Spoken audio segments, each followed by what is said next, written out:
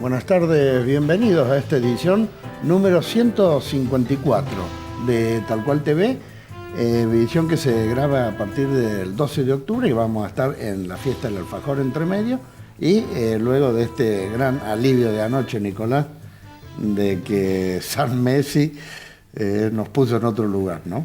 Realmente, cuando todos estábamos esperando hoy tal vez tener una jornada realmente triste en lo que hace a lo deportivo y también al sentimiento popular. En nuestro país el fútbol es algo que se vive profundamente, y aquel primer minuto del partido de ayer que nos signaba perdiendo 1-0 con una escuadra que era absolutamente inferior en lo deportivo, realmente puso a más de uno en el pensamiento de que Rusia estaba demasiado lejos. Así es, y no solo eso, todas las cosas que pasan con estas pasiones.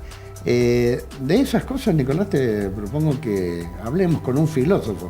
Hoy vamos a hablar de fútbol, pero hay un submundo, este tema de las pasiones, o a veces de pensar que como sociedad estamos un poco enfermos o medio chiflados, porque en ese mismo momento que vos decís, eran los peores, y a los 15 minutos siguientes, luego del segundo gol de Messi, ya eran los mejores del mundo. Éramos los argentinos los mejores del mundo. Esto mismo resulta muy confuso, muy contradictorio. Que dirán algunos, y otros claro, le buscarán otra respuesta. Bueno, de eso vamos a estar hablando dentro de un rato con el licenciado Enrique Robles. Por otra parte, estamos viviendo una primavera que se parece mucho al invierno, por la jornada que tenemos hoy. Tenemos que agradecer infinitamente a la Municipalidad de Valle Hermoso, precisamente el ágape que la semana anterior nos brindara con motivo de haber adjudicado NEC los 2 lauros que obtuvo en los premios Acorca. Que recibimos ese premio y justamente ese fue uno de los motivos por los que la semana pasada estuvo Beto Beltrán, acá candidato a diputado. Vino a saludarnos y aprovechamos y le grabamos una nota. Esta nota la vamos a ver ahora en el primer bloque. Usted va a darse cuenta que está grabada con anterioridad, hace unos días, y así comenzamos este programa.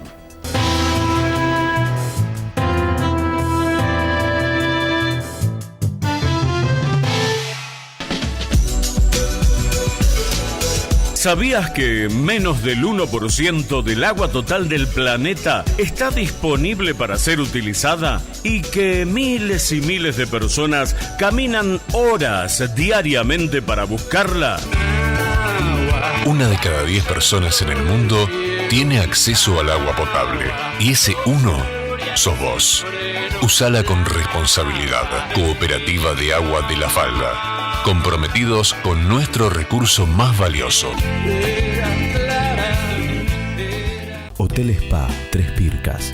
Su concepto de hotelería de descanso, concebido con nivel internacional, en un marco único de belleza natural.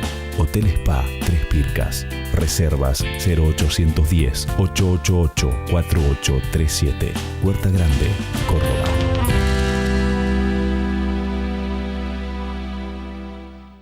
Amelio Ortiz. Autos y motos, nuevos y usados. 35 años de trayectoria. Servicio de auxilio rápido a todo el país.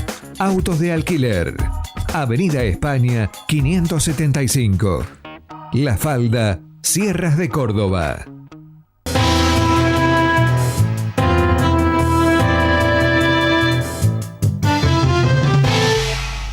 Bien, y a días de las PASO ya, de veras, digamos. Antes fue una pulseada, ahora viene la elección realmente, y tenemos, nuestro corazoncito está con los candidatos locales, que voten los que conocemos, claro, lógico.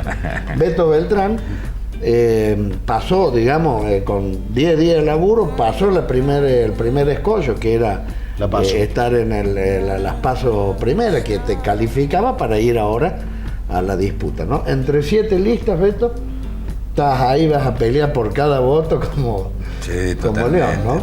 ¿Cómo le va? Bueno, primero felicitaciones, he estado siguiendo a través de las redes todas las alternativas y le decía fuera de micrófono que es muy valorable.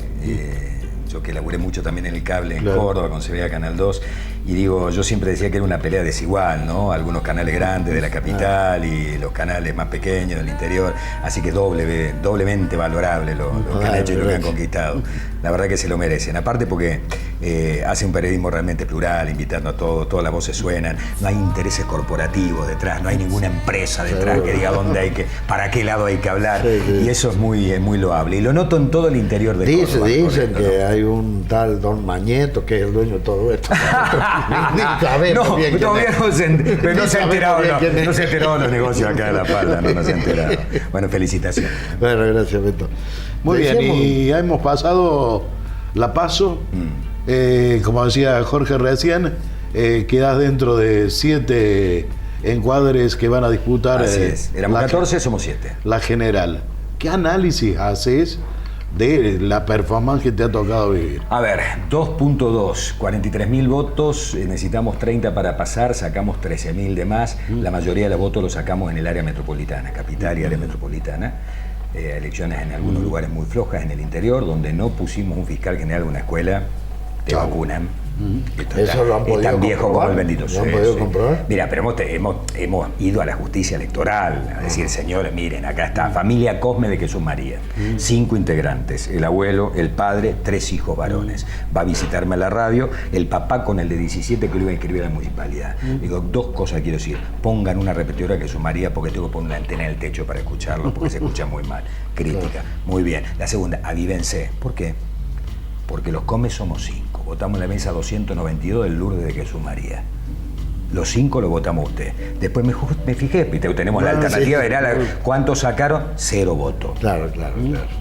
Pongan un fiscal. Sí, no, Beto, no hay fiscal. Te vacuna. Son todos buenos y todos amigos hasta que cuentan los votos, y si alguien se puede meter uno para su bolso, chao. Exactamente. Nosotros no tenemos como fiscalizar toda la provincia, pero la gente es un partido muy pequeñito, que hacía 2 elecciones que no se presentaba, perdía su personería si no se presentaba, entonces se hace realmente difícil. A través de las redes y a través de la tele y a través de la radio se suma un montón de gente que quiere colaborar, pero por ahí en un pueblo tenés un fiscal general para 5 escuelas y un colegio tiene 27 mesas. Entonces, si te quieren vacunar, también te vacunan, pero si por lo menos ven que hay un fiscal general dando vuelta por allí, lo que tendremos que hacer ya definitivamente es terminar con la boleta y con este sistema electoral hecho por los partidos grandes para hacer trampa. Que se acabe, boleta única electoral. Australia, Suecia, Bélgica, todos los países escandinavos, los países serios del mundo, boleta única electoral. Ahorrás un montón de plata y no se puede hacer trampa. Ahora hay que ver si los partidos mayoritarios quieren que no se haga trampa. Y ha estado a punto de hacerse 2 veces y las 2 veces fracasó, ¿no? Sí, pero vos fíjate que fracasó. Yo no estoy de acuerdo con el voto electrónico. El voto electrónico es vulnerable. Digamos, yo insisto, yo quiero mirarme en el espejo de los países a los que le va bien, a lo que hay control sobre el poder público, control sobre el poder legislativo y ejecutivo, donde no hay privilegios, donde la democracia, en Suecia y en algunos lugares, hasta donde votan alguna cuestión en mano alzada en la plaza pública. Estamos lejos, obviamente, ¿no? Estamos lejos. Pero digo, tratemos de vernos en ese espejo, no en 3 estados de Estados Unidos, sino en los países a los que le va bien. Claro, sin duda. No se puede hacer trampa, es transparente. No, lo que pasa es que acá, porque empiezan, que tarda 3 o 4... ¿Cuál es el problema que tarde 3 o 4 o 5 horas el escrutinio? Si lo hacemos de manera decente y transparente. Claro, lógico, ¿no, verdad? No hay que desesperarse, tanto tiempo perdemos en la vida, 4 horas hasta saber el los votos resultado. ya pero están, por supuesto, invariable. por supuesto. Bueno, y Betty, ¿cómo piensan solucionar o empezar a solucionar este tema? ¿Pensá que en 15 días? Nosotros vamos a tener más fiscales en todos lados, vamos a tener más fiscales en todos lados. Hemos ya recurrido a la justicia electoral a decir, señores, hagan algo. El juez me miraba como diciendo, mira, nosotros somos 20 monos también, somos más o menos lo que son ustedes, para nosotros es muy difícil. En realidad los partidos tienen que fiscalizar. Esto en realidad es una experiencia y viene a cuento para que todos pidamos que lo que la gente vota se vea reflejado en las actas y se vea reflejado en los telegramas del correo. Porque si no, yo no sé cuánto, no digo que hubiera ganado la elección, pero a lo mejor en lugar de 2.2 sacaba 3.5. Sí, claro, ¿no? Entonces 3.5 ya estaba más cerca. Seguro, claro. Y así de esta manera se complica. De cualquier manera, para nosotros fue una experiencia maravillosa. Sacamos más de 4 puntos en Capital y el área metropolitana. Bien, y bueno, ¿y qué análisis hace de esto que fue un poco, digamos, sorpresivo y fenómeno, esta diferencia que tuvo Cambiemos con Unión por Córdoba y que dicen las encuestas, no sé si se le puede dar fe todavía a esta distancia de la elección? No se va a achicar demasiado. Claro. No se va a achicar demasiado. ¿Cómo lo ves? No, creo que no se va a achicar demasiado. Creo que no va a haber grandes variantes en la elección. En Córdoba, creo que Carro va a bajar un poquito, creo que le va a afanar un poquitito Unión por Córdoba a Carro. Bueno, de hecho, la semana pasada, porque esto está saliendo en la previa del 13, ¿no? En la semana pasada se le piantó el octavo de la lista, el octavo pasajero se le piantó de la lista en medio del proceso electoral, ¿no? Y se une también a Unión por Córdoba. Yo no sé si esto le suma o no le suma a Yarlora, hay que ver cómo le cae a la gente. Esto que alguien que está militando en el kirchnerismo se suma a Unión por Córdoba. De cualquier manera, vemos que es todo muy volátil. El otro día tuve un debate en un programa de televisión en Córdoba con Carro y en determinado momento en el fragor de la ley, bueno, a la mochila la cargo yo. O sea, él dijo que Cristina era una mochila y que la mochila, y ahí me saltó el periodista y le digo, Cristina es una mochila para vos. O sea, están un poco desorientados los muchachos, porque por un lado Carro tiene un nivel de desconocimiento muy alto, sin Cristina jamás hubiera llegado donde llegó, pero por otro lado saben que tienen un techo y que ese techo es bajo, ¿no? Entonces están tratando de hacer equilibrio allí para ver de dónde pueden pescar, en qué laguna, ¿no? Y todos estamos haciendo lo mismo. Está bien, justamente, pero en ese juego, ¿cuánto pensás que podés llegar a crecer? Yo no quiero aventurar algo, pero a nosotros nos encantaría poder duplicar los votos que sacamos. A ver, el 4 y pico % a nosotros nos significaría en una próxima elección legislativa provincial 2 diputados y medio, 2 legisladores y medio, de la nada absolutamente, ¿no? Entonces, diciendo que queremos recrear la buena política. Bueno, por lo que decís, Beto, veo que no es una decisión, una aventura.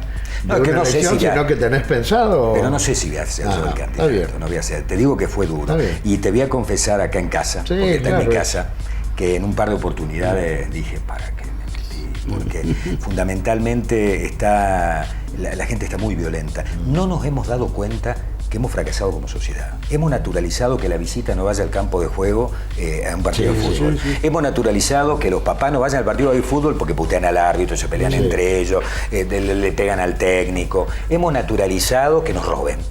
La corrupción es decir, che, roba pero hace. ¿Cómo roba pero hace? Ya lo hemos naturalizado. Es peor el otro que roba y no hace nada. Claro. O sea, robar es una cosa natural. La justicia es un desastre. Ya lo naturalizamos también. Hagamos algo para cambiar la justicia. Los chicos no saben nada cuando salen de la escuela. Y tampoco contiene. 1 de cada 2 chicos no termina la escuela secundaria. ¿Dónde estamos parados? Empecemos a cambiar. El futuro inmediato de Argentina. 1 de cada 2 chicos es pobre, 1 de cada 2 chicos no termina la escuela secundaria. Digo, la pelotita. El 50% del futuro del país, siendo pobre, va a estar mal alimentado, no va a estar bien educado, va a estar afuera del sistema. Seguro. Empecemos a cambiarlo, toma el toro por las astas. ¿Cómo hacemos entonces para cambiar la única herramienta idónea que tenemos para transformar, que es la política? Yo creo profundamente en la política y en el sistema de partido político, es la única. Bueno, muy bien, gestos, como decía Ilia, gestos y acciones. Gestos. Terminemos con los viáticos, terminemos con el desarraigo, terminemos con el canje de pasajes por guita en la Secretaría Administrativa de la Cámara de Diputados y del Senado, terminemos con los teléfonos que vienen de Arrivederci, con los congresitos que te pagan también desde el COSO y el protocolo y toda la historia. Pidámosle al Ejecutivo que haga lo mismo, plan de austeridad, 50% de subsecretaría abajo, 50%, dirección de movilidad en bicicleta, dirección de movilidad peatonal. ¿Hacen realmente falta 2.600 autos con chofer en 3 turnos en el Ejecutivo Nacional? En el Ejecutivo Nacional. Mira, el otro día, sin ir más lejos, autos. yo trabajo en una consultora y hago entrenamientos medios. Entrenamos una serie de funcionarios nacionales. El entrenamiento empezó a las 8 de la mañana y terminó a las 6 de la tarde. En la puerta, camioneta oficial con un tipo esperándolo. Yo salí en determinado momento y le digo, ¿por qué no le dice al jefe que se vaya? Y se toma un taxi y si le queda a la oficina 10 cuadras. ¿Por qué? Pagándole a un tipo estacionado en la puerta 14 horas con el teléfono. Tenemos que terminar con esto, porque hay pibes que la pasan mal, porque hay chicos que para ir a la escuela no tienen puente y tienen que cruzar el río a nado. Es obsceno que ocurra esto. Entonces, con gesto la gente va a volver a creer en la política. Si decimos, chicos, esto es servicio público. Está bien, pero vos me decís gestos. Y recién mencionaste a Arturo Illia. Y yo me quedé pensando en Sabatini. Tipos que no encendían el cigarrillo con los fósforos de la cocina de la Casa de Gobierno porque eran del Estado. Eso es un gesto. ¿Vos crees que alguien puede volver a hacer un gesto de esas características? Sabatini hace 80 y pico de años, pero Illia hace 50, y no eran marcianos, eran argentinos. Yo siempre cuento una anécdota. El debate de la Voz del Interior el otro día lo terminé, teníamos 2 minutos al final y preferí contar una encuesta para que los chicos sepan que la política no siempre fue una mugre. Y contaba que acodado en el bar del Mitre, Arturo Illia salía con la Legión Cordobesa, 20 funcionarios cordobeses, a tomar cargo de la presidencia de la Nación. Entre otros iba Albocón Pueyrredón, que fue director de Vialidad, y algunos otros cordobeses. Se tomó un cortadito y media medida de grapa. Tomó su maletín marrón, yo lo llené para la tela esta, y una funda con 2 trajes, sube al tren y lo espera la gente de protocolo. Cuando lo espera la gente de protocolo dice, señor presidente, este es el lugar que hemos dispuesto para usted. E ingresó al camarote. Ingresa al camarote, deja sus cosas y sale. Llama al personal de protocolo y le dice, aquí hay 2 lugares, ¿quién viene conmigo? Y dijo, señor presidente, hemos dispuesto que este sea su lugar para que viaje cómodo. Todavía no empezamos a administrar los recursos del país y ya estamos malgastando el dinero de los argentinos. Disponga que alguien venga conmigo. Esto está contado por el hijo de Botón, de parte de su padre, y yo lo he llenado para la tele, porque estos son gestos que tienen que... Yo no digo, no le vamos a llegar a los talones. No le vamos a llegar a los talones. No hay hoy un tipo que diga, voy a renunciar a mi pensión vitalicia como presidente porque no me han dejado terminar mi mandato. Vos lo tenés al Adolfo Rodríguez Sá, que le sacó 8 palos junto ahora el Estado y sigue cobrando su pensión por 8 días o 7 días del presidente. Entonces, fíjate la diferencia. Desbarrancamos, muchachos. Y aparte la cagada que hizo en estos 8 días. Encima. En lugar de meterlo 2 o 3 meses en cana, le damos la pensión vitalicia y le pagamos los 8 palos. Entonces digo, si la política es servicio público, si cumplimos 2 mandatos y nos vamos a casa y dejamos que otra persona sea la que tome la posta, Sabatini tenía una popularidad del 85% cuando se fue del gobierno y dijo, no, yo creo en la alternancia, seguramente detrás mío hay alguien mejor que yo. Hoy no, son todos imprescindibles. Empiezan en el 83 y que cuando se muere el presidente. O cuando se mandan alguna cantada grande y la gente lo saca, ¿no? O son imprescindibles o son todos fundadores. También. Un tema que tenemos que empezar a hablar en serio. Se nos agota el tiempo. Quiero votarte. ¿Por qué te voto? Porque queremos recrear la buena política en la República Argentina, la del servicio público, la del bien común, la del sentido común. Porque tenemos que llenar el Congreso de valores, porque no puede haber defensas corporativas en el Congreso, ni de dirigentes, ni de corporaciones, porque con manos de yeso no construimos, porque tenemos que ir a discutir ideas, porque no hay que tenerle miedo a las ideas, porque la política sin ideas es una tragedia, porque hay que controlar, porque hay que defender los intereses de los cordobeses. Yo le decía el otro día a Héctor Baldassi en un debate, si hay una jugada dudosa, ¿para quién pitás? ¿Para Buenos Aires o para Córdoba? Y se quedó callado. Y yo le dije, seguramente para Buenos Aires. Nosotros pitaríamos para Córdoba. Beto, muchísimas gracias por habernos acompañado. Gracias a ustedes, muchas gracias.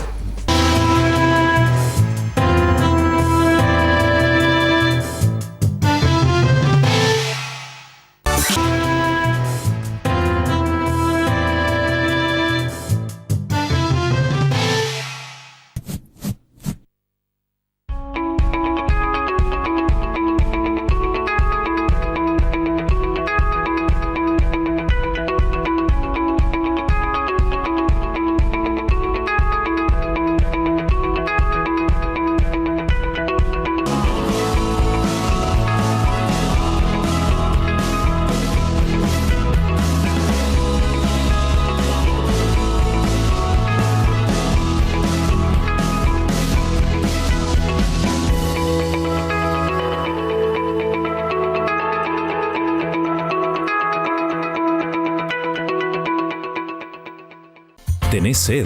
Agua Soda Palotti. Calidad superior lograda con experiencia y trayectoria.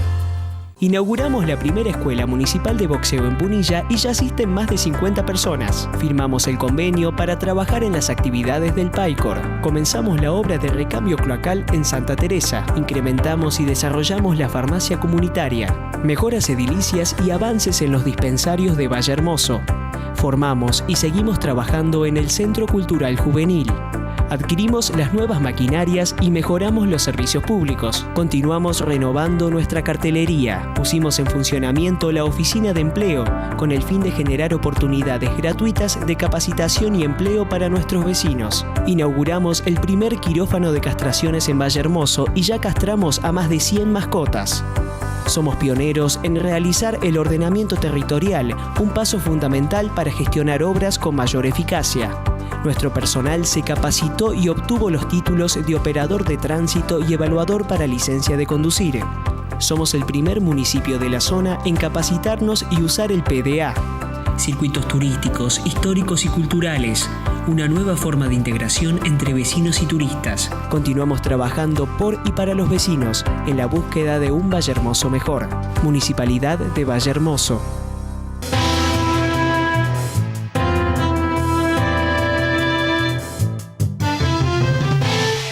Bien, y continuamos entonces y anunciábamos que vamos a estar con un licenciado en filosofía, amigo de la casa. Así es. Enrique Robles. Buenas tardes, Enrique. ¿Escuchaste la introducción que hacíamos? Sí. Mira, después de eso pensaba, Estados Unidos y Holanda quedaron fuera del Mundial. Uh-huh. Es más, Estados Unidos injustamente, porque es un gol que parece que no fue gol ahí, ¿no? ¿Qué hubiese pasado si Argentina no iba al Mundial? Que había una gran probabilidad. Bueno, vos sabés que el ángulo de enfoque que yo puedo darle a un problema como este, siendo que no soy un especialista en fútbol, es un enfoque desde la filosofía, desde la antropología filosófica, de la filosofía social, ¿no? Vos dijiste algo que fue recién, me parece, de mucha gravitación, de mucho peso. Dijiste, ¿qué hubiera sido, qué hubiera pasado, cómo hubieran sido si las cosas se hubieran comportado de otro modo, qué resultado hubiera habido? Eso te sitúa en un plano de un pensamiento que no es el pensamiento científico justamente, sino que es el pensamiento de la mera probabilidad azarosa, que es el pensamiento del mágico. El orden del fútbol tiene mucho que ver con el orden épico, con las construcciones que la sociedad elabora para poder sustentarse, para poder justificarse. Fíjate vos, vos decís, ¿qué importancia tuvo el Cid Campeador como obra para el pueblo? Y era la reparación para la gente pobre, de lo que eran sus héroes. De los héroes luchando contra las fuerzas sobrenaturales, contra otros países. Un poco venía a dar cuenta de una sublimación que el hombre hace con la cultura. Y esa sublimación permite que uno se repare de los dolores, de las afrentas.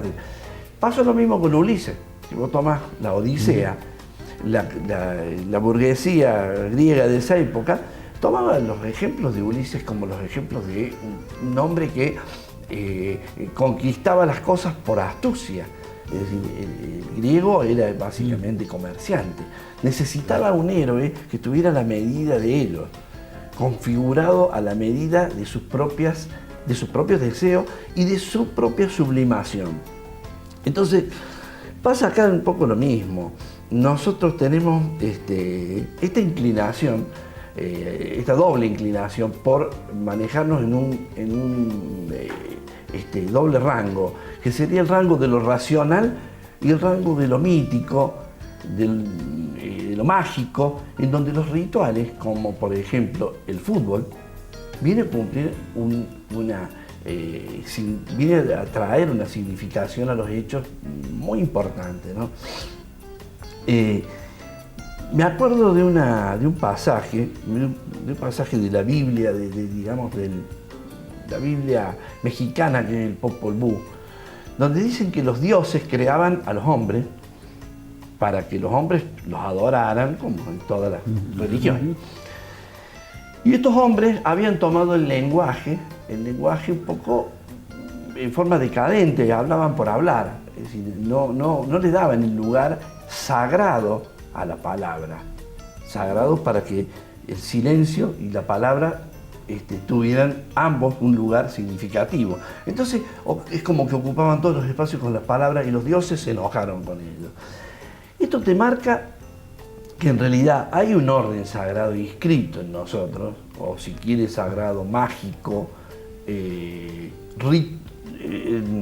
ritual, mitológico o mítico, que está configurado por todas nuestras creencias, por un sinnúmero de creencias que tienen que ver con lo no dicho, lo no hablado, pero que sí con lo actuado, se deja ver en lo actuado.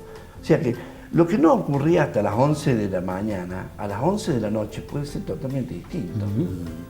Y puede ser que un partido de fútbol le cambie la visión al peor pesimista de la Argentina que está leyendo El Comercio y Justicia o que está leyendo los datos del INDEC, y a la noche sienta que pasa a ser el increíble Hulk.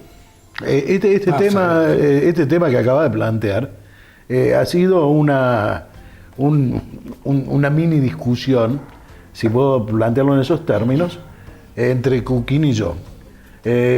Cuquín observaba que un mal resultado de la selección nacional podría generar una mala apreciación política de acá hacia adelante.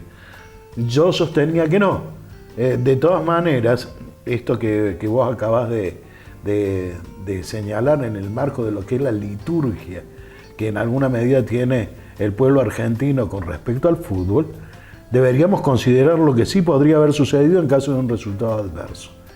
Al punto tal de que el dios del fútbol argentino, o el segundo dios, porque se dice que primero es Maradona, el segundo dios que tiene el fútbol argentino, que sería Messi en este caso, hasta ayer había caído a límites del limbo casi.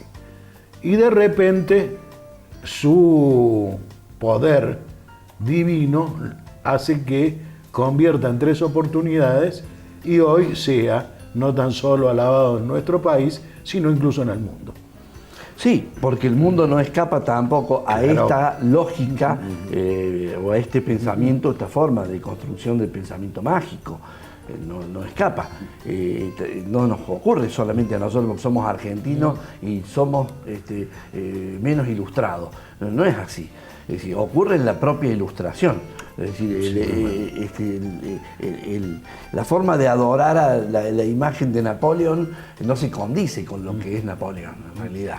Sin embargo, bueno, en Francia prácticamente se lo adoró como un dios, ¿no? Claro, ahora Quique, ¿esto será inherente al individuo, al ser humano, o es algo generado por los factores de poder que de alguna manera también aprovechan o están tan pendientes de esto?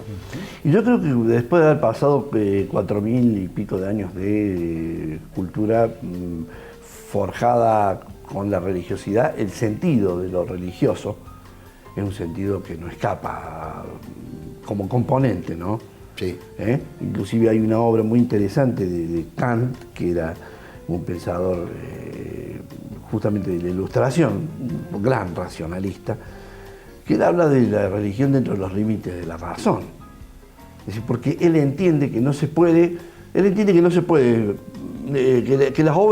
todas las obras que tratan sobre la existencia de lo divino y lo sagrado no se pueden justificar, pero no se puede vivir sin ello, dice él en un momento.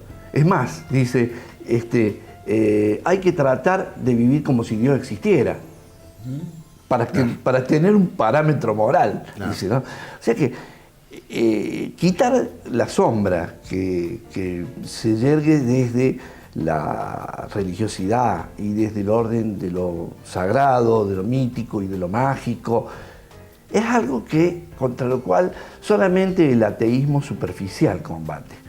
porque también hay formas, viste, que todas las formas de superficie a veces son extremadamente negadoras, ¿no? Cuando uno dice por allí, dice, y bueno, pero la iglesia no puede entender el dolor de la gente, y uno ve movimientos tercermundistas, movimientos de acción católica en donde están muy próximos al cristianismo primitivo. Entonces vos decís, no, es que no es tanto, no todos son Boitila, no todos del mundo, pero no todo el mundo es Juan 23.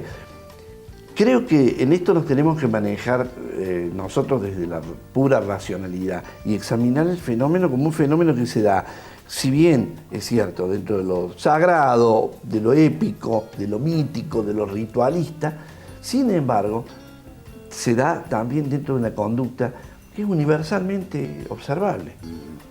Se ve en todos los pueblos. Todavía las marchas hacia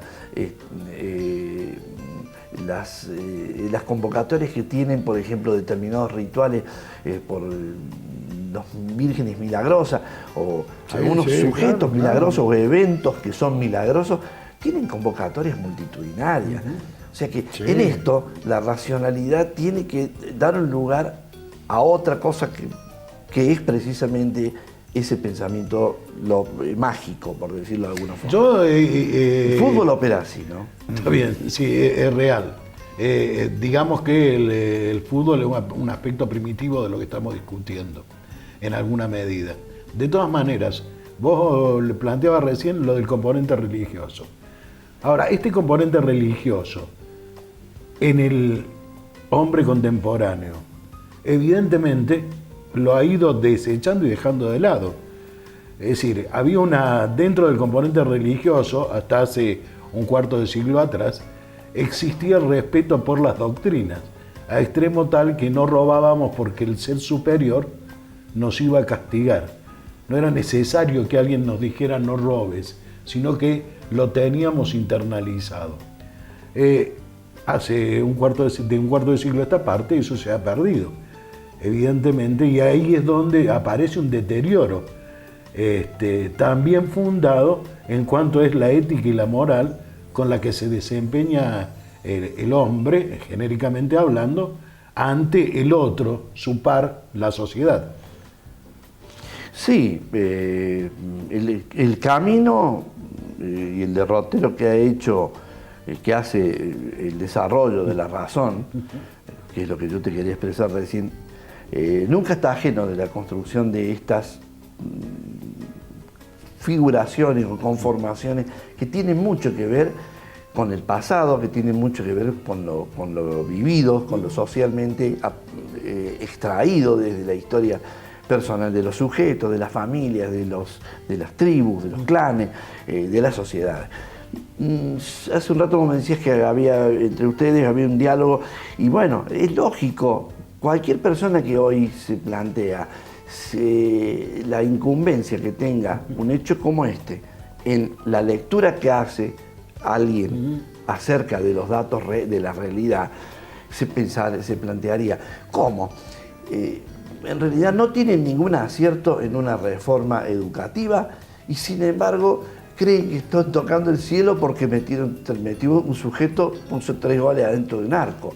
Claro. O sea que, y es lógico que eso alguien... marcaría, Quique, disculpa que te interrumpa, sí, porque ya nos vamos a meter en el tema de educación.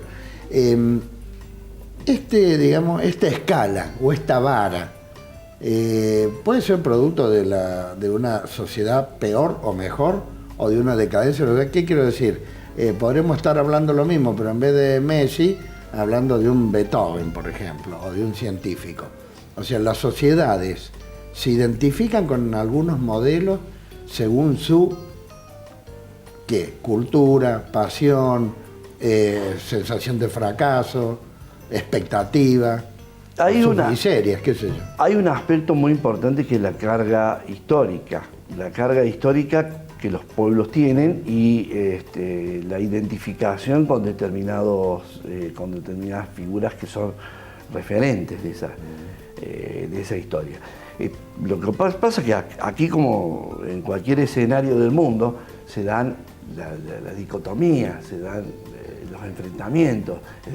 Y se dan las lecturas que van siendo epocales, es decir, hay sujetos que nosotros los reivindicamos a través del tiempo y bueno, ahora lo advertimos, por ejemplo, yo recién le decía, advertimos la importancia, por ejemplo, que tenía el mensaje de Alfonsín cuando hablaba de Congreso Nacional de Pedagogía. Y bueno, ahora nos damos cuenta. Pero, ahora que la educación hizo un tiro, digamos. Claro, y ahora que inclusive que las soluciones y los parches que se quieren poner en realidad no terminan de dar respuestas satisfactorias. ¿Qué pasa? Que estos sujetos, como te decía recién, que son más épicos, porque mucho más que Favaloro, es más épico Maradona o este hombre. Al relato histórico reparador, como te decía hace un rato, a las veces que ejerce dentro de la cultura esa reparación que de los grandes eventos, de las grandes recomposiciones, son recomposiciones que el hombre las vive como, el hombre entero, ¿no? La vive como cósmicas, como una especie de volver a ordenar el desequilibrio, volver a ordenar el equilibrio perdido y que alguien lo tiene que hacer. Le ocurre a un héroe eso, es el lugar heroico.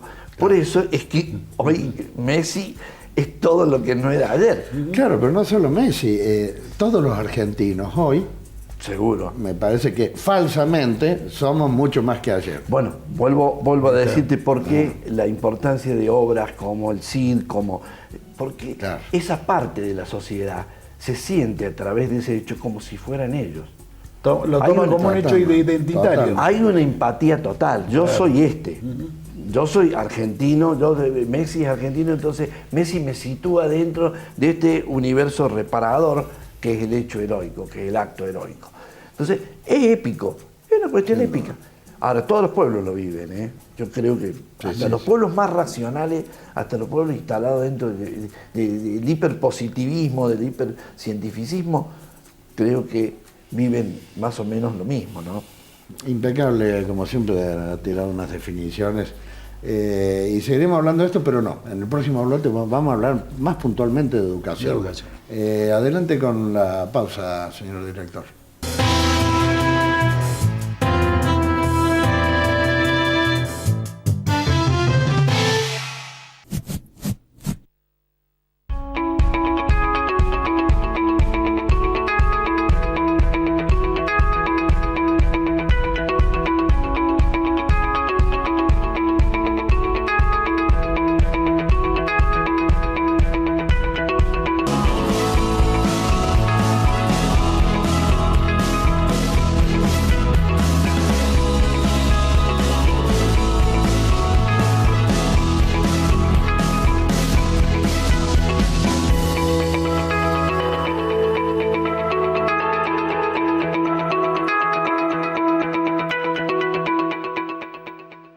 ¿Tenés sed? Agua Soda Palotti. Calidad superior lograda con experiencia y trayectoria. Inauguramos la primera escuela municipal de boxeo en Punilla y ya asisten más de 50 personas. Firmamos el convenio para trabajar en las actividades del PAICOR. Comenzamos la obra de recambio cloacal en Santa Teresa. Incrementamos y desarrollamos la farmacia comunitaria. Mejoras edilicias y avances en los dispensarios de Valle Hermoso. Formamos y seguimos trabajando en el Centro Cultural Juvenil. Adquirimos las nuevas maquinarias y mejoramos los servicios públicos. Continuamos renovando nuestra cartelería. Pusimos en funcionamiento la oficina de empleo con el fin de generar oportunidades gratuitas de capacitación y empleo para nuestros vecinos. Inauguramos el primer quirófano de castraciones en Valle Hermoso y ya castramos a más de 100 mascotas. Somos pioneros en realizar el ordenamiento territorial, un paso fundamental para gestionar obras con mayor eficacia. Nuestro personal se capacitó y obtuvo los títulos de operador de tránsito y evaluador para licencia de conducir. Somos el primer municipio de la zona en capacitarnos y usar el PDA. Circuitos turísticos, históricos y culturales. Una nueva forma de integración entre vecinos y turistas. Continuamos trabajando por y para los vecinos en la búsqueda de un Valle Hermoso mejor. Municipalidad de Valle Hermoso.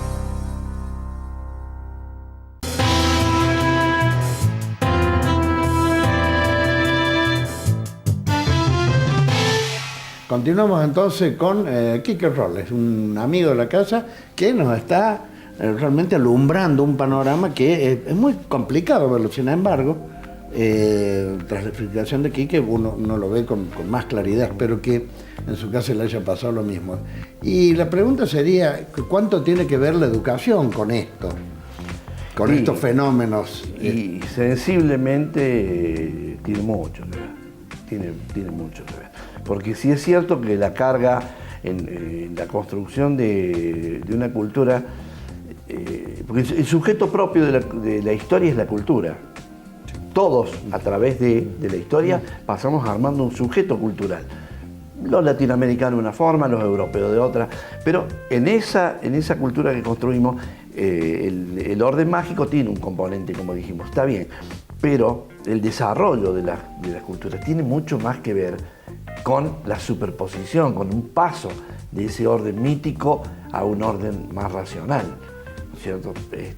Si no, tendríamos que aceptar las barras bravas y bueno, claro, aceptar que se termine imponiendo esa pura sensibilidad o instintualidad liberada. Y no, al contrario, digamos, tratamos de, en el proceso civilizatorio, ir siendo un poco más racionales y combinando, sin olvidar esa raíz que tenemos, ¿no es cierto? Que por otra parte forma parte de la cultura y es innegable. Pero la educación es un proceso justamente de adaptación. Ahora, básicamente, de adaptación a un orden y a una convivencia. Bien, cuando hablamos de educación, aquí valdría aclarar algunas cuestiones. Porque hablamos de educación como enseñanza, sí, y hablamos de educación como un todo integrado a la historia, que es lo que estaba planteando vos recién. Ya vi, como cultura, digamos. Como cultura. En los últimos tiempos escuchamos que necesitamos una reforma educativa en Argentina. Algo que pareciera hacernos ver como en un periodo de involución o tal vez de retraso frente a otras realidades instaladas en el mundo. Ahora, a mí se me hace un poco difícil de entender esto. ¿Y por qué digo que se me hace difícil? Hace menos de 10 días hemos tenido una feria de ciencias en la ciudad de La Falda que realmente impacta por la calidad de la misma y por la juventud de sus hacedores. Si tomamos los medios de comunicación, observamos que semana a semana hay concursos y certámenes internacionales donde participan los argentinos y se quedan con los lauros más preciados. Observamos como nuestras universidades, semana a semana en medicina, en técnica, en física, en química, están generando nuevos proyectos. Y entonces comienzo a preguntarme, ¿qué reforma educativa tenemos que hacer? Y si en realidad hay una reforma educativa por hacer. Sí, una modificación, un mejoramiento de la educación siempre es admisible y es necesario, ¿no? Pero ¿qué ocurre? Habría que señalar dos aspectos. El primero, que la educación y el Ministerio de Educación, dentro de ser el organismo que programa esto, no puede operar y oficiar como una agencia de colocación de empleo. Son dos cosas distintas, ¿no es cierto? Una cosa le compete más al Ministerio de Trabajo. ¿Qué compete al Ministerio de Educación? Formar personas, ayudarlas a desarrollar en sus aptitudes, en sus destrezas, en su calidad vocacional, en su llamado vocacional. Porque acá vienen estas dos cuestiones que les digo. Si nosotros incorporáramos en la enseñanza el tema principal de la vocación, es decir, saber entender que aquella ciencia o lo que enseñamos como ciencia en las escuelas explica un para qué, pero ese para qué remite a un para quién, que es cada uno de los sujetos. Nos encontraríamos con un sujeto que está desarrollándose en un campo del saber que realmente es aquel con el que se identifica. Para eso, la escuela tendría que poner mucho énfasis en descubrir en cada sujeto, en cada grupo de sujetos, las verdaderas vocaciones. El peor enemigo que tiene la escuela es el tedio, es el aburrimiento, es la decepción del sujeto. Porque los sujetos que van a la escuela no tienen un amplio rango de aceptación de las frustraciones. Se frustran rápido. Entonces obtenemos un producto, por decirlo de alguna forma, escolar, de bajo rendimiento. Porque la vocación no está concordando con la actividad que se propone. Lo otro es la cuestión de establecer una síntesis entre la teoría y la práctica. Es decir, no se puede plantear la educación como que está dirigida a encontrarse en el campo laboral como si ya hubiéramos resuelto nosotros la diferencia que hay entre conocimiento teórico y ciencia aplicada. Porque no está resuelto eso, está por discutirse. Entonces hay que discutir acerca de ciencia en la escuela, en los institutos de formación.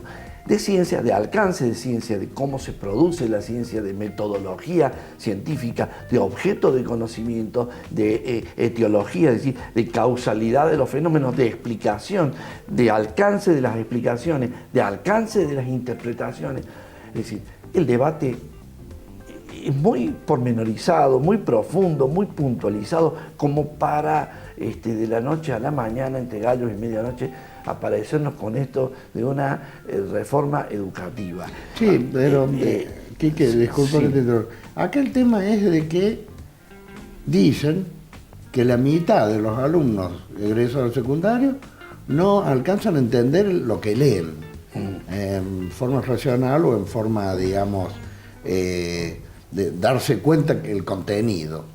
Saben leer, pero no el mensaje de ese texto.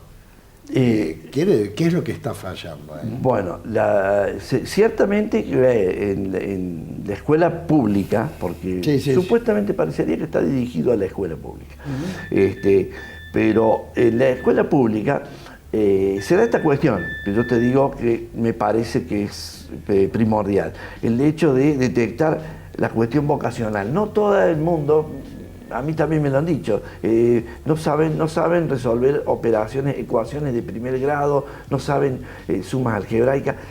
Está bien,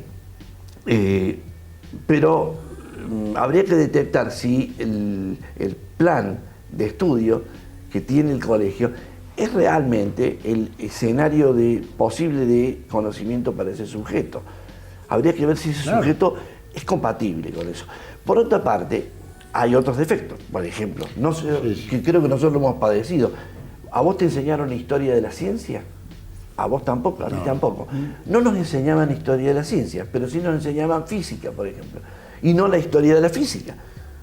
Es como si yo quisiera saber algo de tu persona cuando ignoro tu procedencia, tu familia, tu pasado, los hechos que hacen a lo que te ha constituido. Bueno, pasa exactamente lo mismo. La currícula debe ser revisada, pero no al modo en que uno se plantea que los medios informáticos nos instalan como necesario.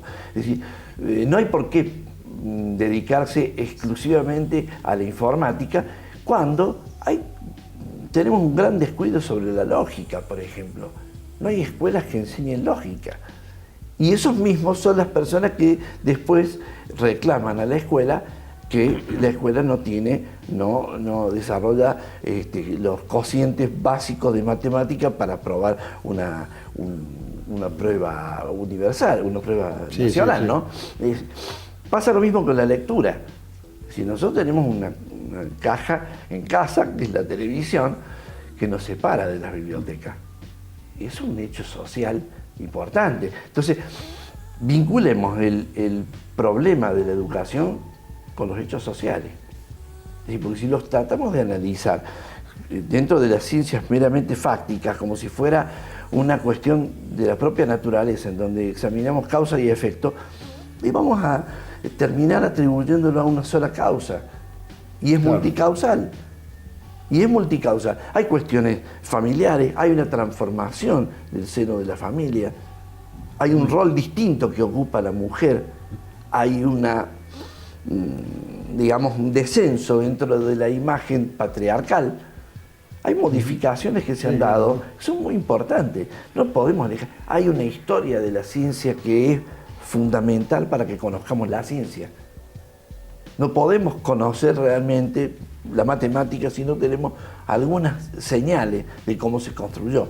Bueno, no nos olvidemos, ponemos a un sujeto en un escenario totalmente extraño, sale de su casa, se pone en una escuela y lo situamos durante 4 o 5 horas allí. Nada sabemos de su verdadera vocación. Yo de lo que venís señalando me ha impactado un poco el planteo del para qué y el para quién, que me parece sustancial en el tema de la discusión. Sobre todo el para qué. Tal vez el para quién podamos llegar a obtenerlo. Ahora el para qué. Y cuando me planteo el para qué, lo hago en función de futuro. Es decir, nosotros observamos un avance tal de la ciencia y de la técnica que va dejando de lado la mano de obra o la intervención directa de lo que es el ser humano en función del trabajo, que era lo que planteabas para lo que supuestamente se forma. Si nosotros tenemos que ese trabajo cada vez se reduce más y se especializa más,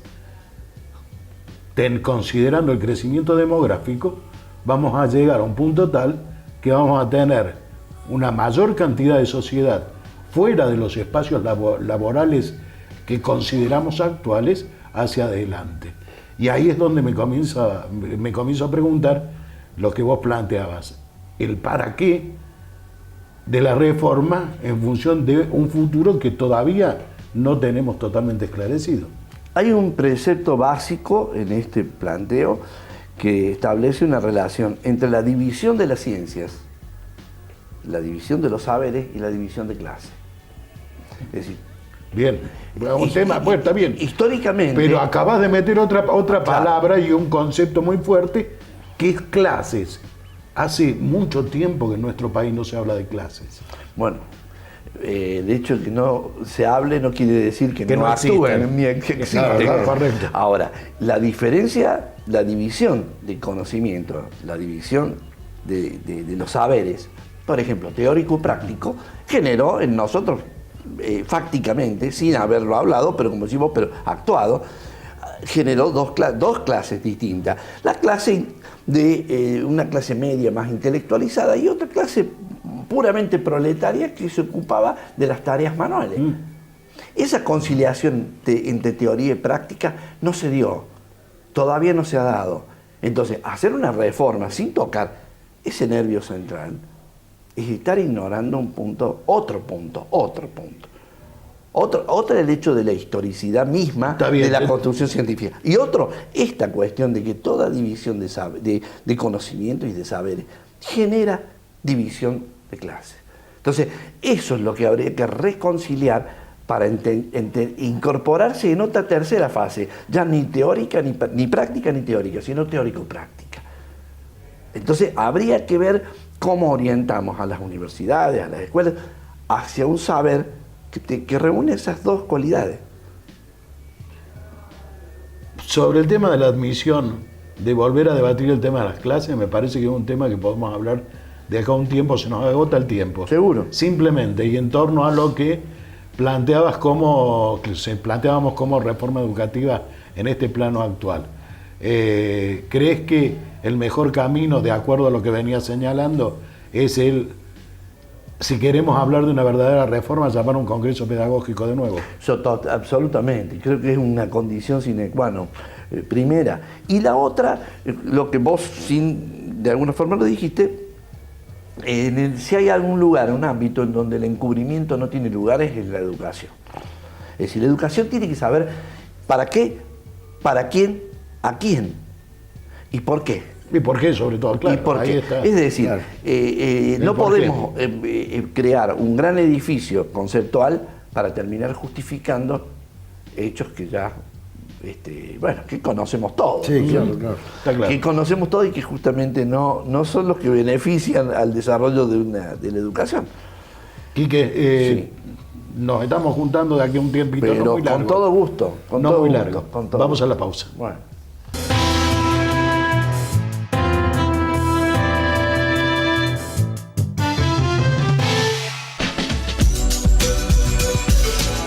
¿Sabías que menos del 1% del agua total del planeta está disponible para ser utilizada? Y que miles y miles de personas caminan horas diariamente para buscarla. Una de cada 10 personas en el mundo tiene acceso al agua potable. Y ese uno sos vos.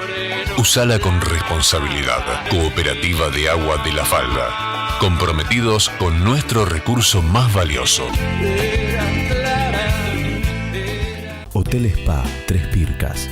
Su concepto de hotelería de descanso, concebido con nivel internacional, en un marco único de belleza natural. Hotel Spa Tres Pircas. Reservas 0810-888-4837. Huerta Grande, Córdoba.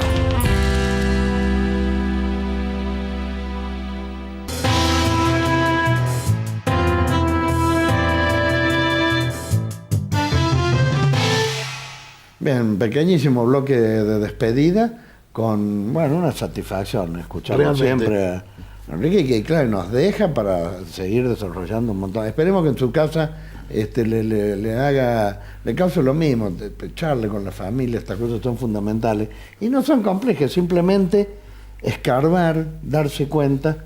Irnos conociendo. Al mismo tiempo. Y sobre todo los docentes. Y aquellos que tengan ideas, inquietudes, como para volcar, simplemente hacer que nos las acerquen. Yo me acuerdo, fue en el 85, el Congreso Pedagógico Nacional. Hubo una movilización acá en La Falda, que se desarrolló, claro. Nosotros, ¿te acordás? Presentamos con María del Carmen una propuesta para las escuelas rurales. Alucinante. ¿Qué pasó con eso? Y no llegó después donde tenía que llegar, pero fue un debate. Acá hay una elaboración que era muy importante. Somos los protagonistas, cada uno de ustedes y cada padre sobre todo, y en este caso cada docente. Nos vamos, Nicolás. Nos vamos simplemente. Viene fiesta del alfajor. Eso. Fin de semana prometedor en cuanto a lo que es ocupación, ¿no? Sí. O sea, trabajo. Esperemos que así sea y que el tiempo ayude. Bueno, que lo vivan de lo mejor. Nos encontramos la semana venidera. Hasta entonces.